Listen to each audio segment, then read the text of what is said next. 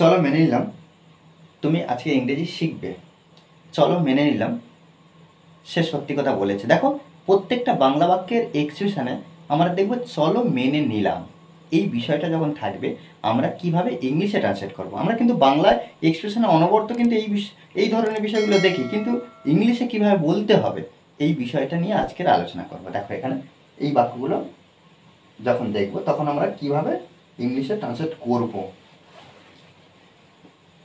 দেখো প্রত্যেকটা বাক্য কমন জিনিস আমরা দেখতে পাচ্ছি, চলো মেনে নিলাম। আমরা পার্কে গিয়েছিলাম, এই যে আমরা পার্কে গিয়েছিলাম, তুমি একজন শিক্ষক, আমি ভুল করেছি, এটা কিন্তু একটা টেন্স অনুযায়ী আমরা একটা সাধারণ বাক্যে যেমন ট্রান্সলেট করি সেভাবে ট্রান্সলেট করব। আর এই যে চলো মেনে নিলাম এর জন্য আমরা কি করব, লেটস সে দ্যাট। এখানে দেখো এখানে আমি যে লিখেছি কিন্তু এগুলো তো যে লিখিনি। যদি এই যেটা চলো মেনে নিলাম যে আমরা পার্কে গিয়েছিলাম, এই যে যেটা নাও থাকতে পারে, যেটা নাও থাকতে পারে, না থাকলেও কোনো অসুবিধা নেই। আমরা এখানে যে যদি না থাকে তবুও কিন্তু আমরা ইংলিশে এটা ব্যবহার করব, কি লেটস সে দ্যাট, চলো মেনে নিলাম এর জন্য এই ইংলিশ ব্যবহার করব।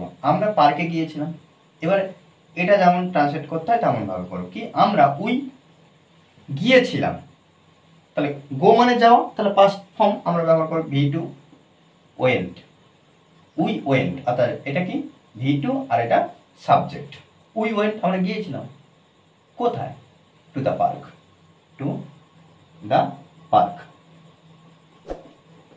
ওকে, টু দ্য পার্ক, আমরা পার্কে গিয়েছিলাম। চলো মেনে নিলাম তুমি একজন শিক্ষক, তাহলে একইভাবে আমরা কি করব না লেটস সে দ্যাট এটা বসাবো, লেটস সে দ্যাট,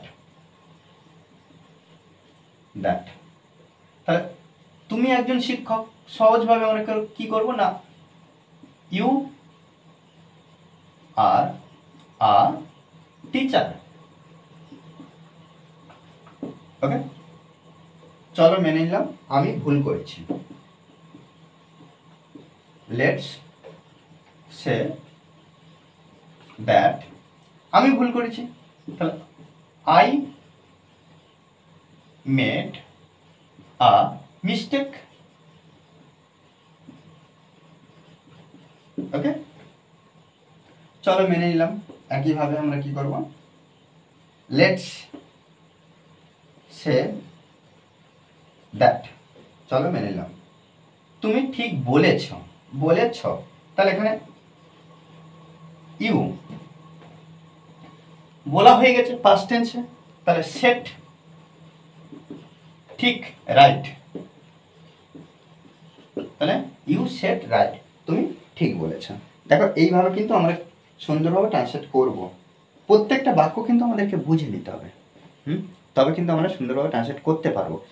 মনে রাখতে হবে যে প্র্যাকটিস, অনবরত প্র্যাকটিসের বিকল্প কিছু নেই। যত প্র্যাকটিস করবো তত কিন্তু আমরা ইংলিশে এইভাবে ইমপ্রুভ করতে পারবো। ওকে।